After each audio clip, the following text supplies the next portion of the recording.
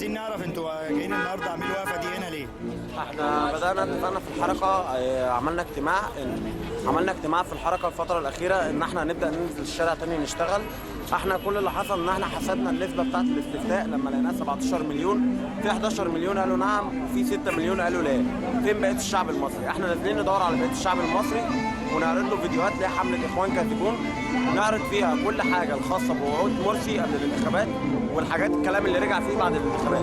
نازلين نعرض كل حاجه خاصه عن مواقف الانتخابات من اول الثوره لحد بعد كده. احنا يمكن اكتر حاجه مضايقانا ومخلينا ان احنا نازلين نعرض للشارع كذب الاخوان وانفاقهم ان هم لما نزلنا اعترضنا عليهم قالوا علينا فلول. طب ازاي احنا فلول واحنا اصلا اللي اديناكم صدق؟ احنا عشان اعترضنا عليهم مش اكتر قالوا علينا فلول، وعشان كده احنا نازلين نقول للشارع مين هم الفلول ومين هم شباب الثوره ومين هم اللي عملوا الثوره ونثبت فيهم. احنا بشكل بسيط جدا الحمله دي هتستمر من هنا لحد يوم 25 يناير.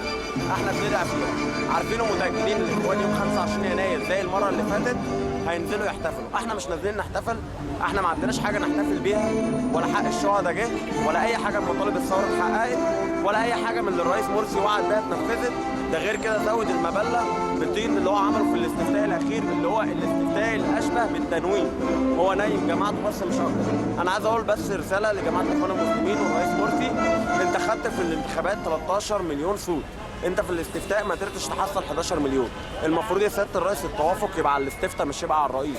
يعني انت واخد نسبه اقل في الاستفتاء اقل من نسبتك انت في الرئاسه نفسها، وده دليل على ان الدستور نفسه باطل، وان الدستور لا يعبر عن اطياف الشعب المصري كله ولا يمثل الا تيار واحد لقى في مصلحته في الدستور ده.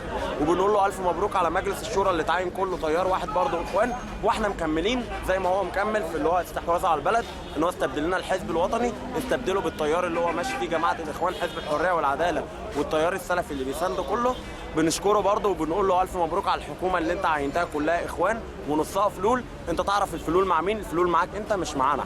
احنا في الشارع مع الجماهير ومع الشعب، وهننزل كل يوم في كل مكان نوري للشارع ونكشف حقيقه الاخوان المسلمين قدام كل الناس.